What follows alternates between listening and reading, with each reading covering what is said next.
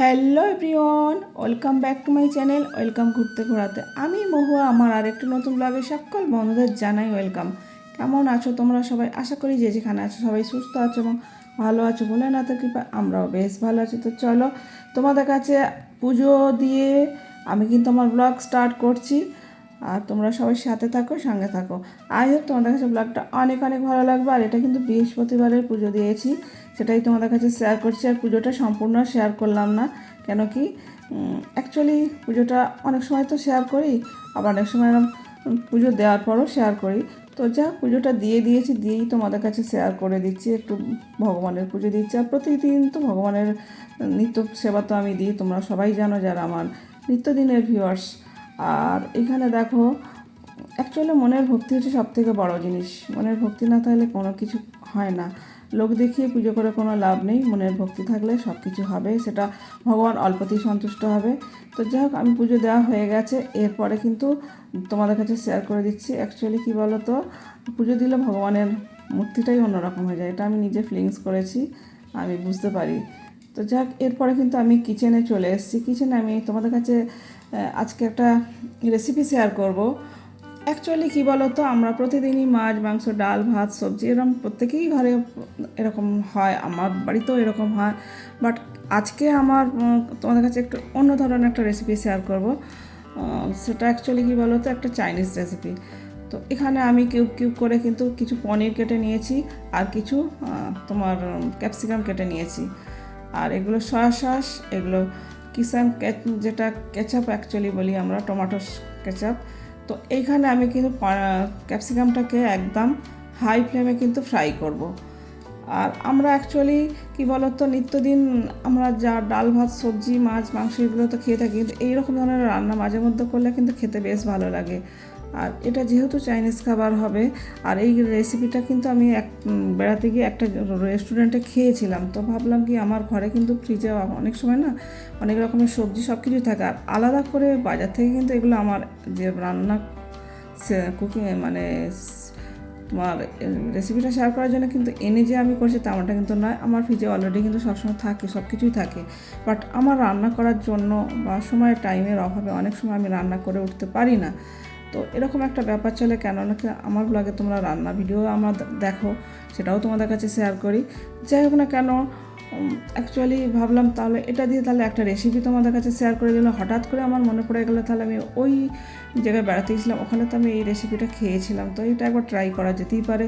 তাই আমি ভাবলাম তোমাদের কাছে রেসিপিটা শেয়ার করে দিই। আর আমি কিন্তু এটা ফার্স্ট টাইমই ট্রাই করছি, একদম এর আগে কিন্তু আমি কোনো দিন করিনি। তো সেটাই আমি তোমাদের কাছে আজ শেয়ার করব।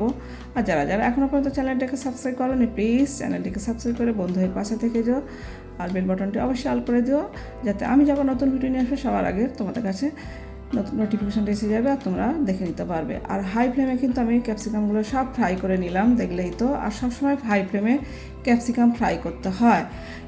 এরপর কিন্তু আমি কিউব করা পনিরটা কিন্তু আমি একটু ফ্রাই করে নেব।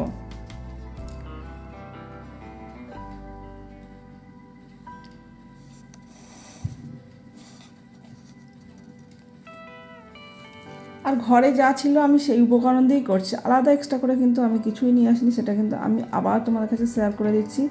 আলাদা করে কিছু আনা নয়, এটা আমার ঘরে ছিল, বাট আমি কোনো দিনই করিনি। মানে এমনিও অনেক রকমের অনেক কিছু অনেক দিন অনেক সময় রান্না হয়, বাট এই রেসিপিটা আমি নিজে থেকে কোনো দিন করিনি। তো মাথায় চলে এলো, তো ভাবলাম কি তাহলে আমার বন্ধুদের কাছে শেয়ার করে দেওয়া যাক। তাই তোমাদের কাছে আজকে এটা শেয়ার করে দিচ্ছি। পনিরটা কিন্তু আমি একটু হালকা করে ফ্রাই করবো। পনিরটা খুব ডিপ ফ্রাই করে না সাধারণত, আমি দেখেছি যেটা। আবার অনেকে আবার কাঁচা পনিরও দেয়, কাঁচা পনির দিয়েও মানে করতে পারে, এরকম ফ্রাই না করেও করতে পারে। তো আমি কিন্তু কাঁচা পনিরটা আমরা অ্যাকচুয়ালি খেতে পারি না, আমাদের খুব একটা ভালো লাগে না। পনির যখনই আমি যাই রান্না করি না কেন, পনিরের রেসিপি হলে একটু আমি ফ্রাই করবই। এটা আমি আমার মতো করে করি, এটাই হচ্ছে আমার ব্যাপার। কারণ প্রত্যেকের মতো করে রান্নার স্টাইল করাটা একদমই উচিত। কারণ কি, আমার মনে হয় যে প্রত্যেকের হাতের রান্নাটা আলাদা হয়, প্রত্যেকের স্টাইল আলাদা হয় রান্না করার, প্রত্যেকের সব কিছুই আলাদা হয়। তো অনেকে কাঁচা খায়, তো আমি কাঁচা খাই না। আমাদের বাড়িতে কেউ কাঁচা পনিরটা খেতে পারে না অ্যাকচুয়ালি। এরপরে কিউব কিউব করা এই যে পেঁয়াজগুলো কিন্তু আমি ঢেলে দেবো। আর আমি একদমই কিন্তু সাদা তেলে রান্না হচ্ছে, যেটা সানফ্লাওয়ার। তো আমি খুব তেলের পরিমাণটা কিন্তু এত কম দিচ্ছি একদমই। আর পেঁয়াজটা আমার পরিমাণে কম হয়ে গেছে, কেন কি আমি প্রথমে বুঝতে পারিনি। পনিরটা অ্যাকচুয়ালি যতটা ক্যাপসিকাম ততটা পরিমাণে পেঁয়াজ দিলে খুব ভালো হতো, তো সেটা কাটার সময় আমি অতটা বুঝতে পারিনি। পেঁয়াজের পরিমাণটা আরেকটু বেশি হলে ভালো হতো, যেটা রিয়েল সেটাই বলি সবসময়। তো কী করা যাবে, আর অল্প একটু লবণ দেবো পেঁয়াজটা যাতে একটু নরম হয়। তোমরা মনে করলে দিতেও পারো আর আর নাও দিতে পারো, সেটা একদম নিজের ব্যাপার। তো আমি একটু দিলাম লবণ, দেওয়ার পর দেখো পেঁয়াজটা কতটা কমে গেছে।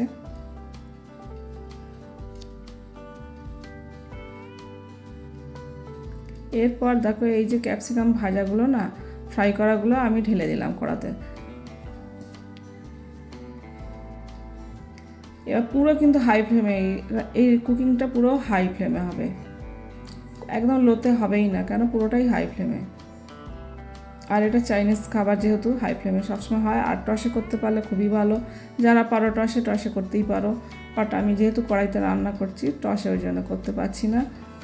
আর ননস্টিকও করা যায়, আমার অ্যাকচুয়ালি ননস্টিকেরও প্যান আছে, তো আমি আজকে কড়াটা তাড়াতাড়ি করে বসিয়ে দিয়েছি, আমি যা করে নিয়েতে। এরপর দেখো ওগুলো ভালো করে একটু ফ্রাই করে নিয়েছি, পেঁয়াজ আর ক্যাপসিকাম আর একটু ভালো করে হাই ফ্লেমে কিন্তু ফ্রাই করে নিয়ে এবার সয়া সসটা ঢেলে দিচ্ছি।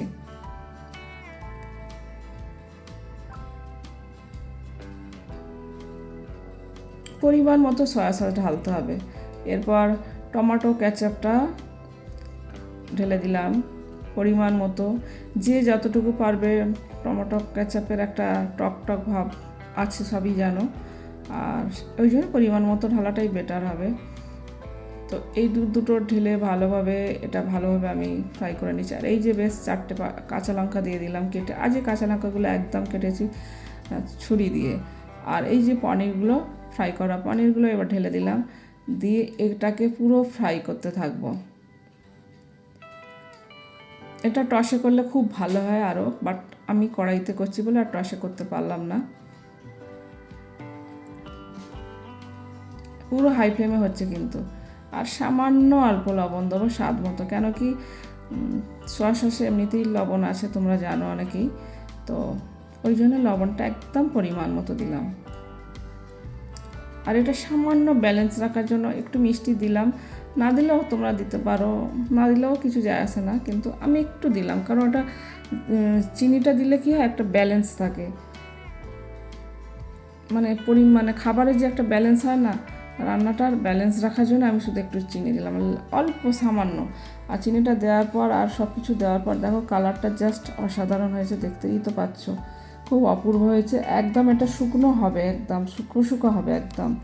আর এই রেসিপিটা অ্যাকচুয়ালি ফ্রায়েড রাইসের সাথে খুব ভালো যায়, রুটি পরোটার সাথেও খেতে পারো, খেতে কিন্তু দারুণ লাগে। তোমরা ট্রাই করবে, একবার হলেও বাড়িতে ট্রাই করবে, খেতে ভালো লাগে। খুব হালকা এবং খুব হালকার ওপরই রান্নাটা, খুব যে বিশাল কিছু এর মধ্যে পড়েছে তেমনটা নয়। তো এরপর কিন্তু আমি কাঁচের বোলে কিন্তু এগুলো তুলে নিচ্ছি, আর তারপরে আমরা কিন্তু অ্যাকচুয়ালি ফ্রায়েড রাইসের সাথেই খাবো। তো চলো দেখে নাও কত সুন্দর কালার এসেছে, আর খেতে কিন্তু বন্ধুরা সেই হয়েছিল, জানো তো, দারুণ হয়েছিল। তোমরাও একবার হলেও ট্রাই করো, ভালো লাগবে তোমাদের। তো চলো ব্লগটা আর টানছি না, ব্লগটা আজকের মতো এখানে এন্ড করছি। ব্লগটা ভালো লাগলে অবশ্যই একটা লাইক করো, কমেন্ট করো, শেয়ার করো। চ্যানেলে নতুন হয়ে থাকলে চ্যানেলটিকে সাবস্ক্রাইব করে পাশে থাকা বেল বাটনটি অবশ্যই অল করো। আমি যখন নতুন ভিডিও নিয়ে আসি সবার আগে আসবে তোমাদের কাছে নোটিফিকেশন। যে যেখানে আছে সবাই সুস্থ থেকো, ভালো থেকো, ভালো না তো কৃপা। Love you all, take care, tata. পরবর্তী দেখা হচ্ছে নেক্সট ব্লগে।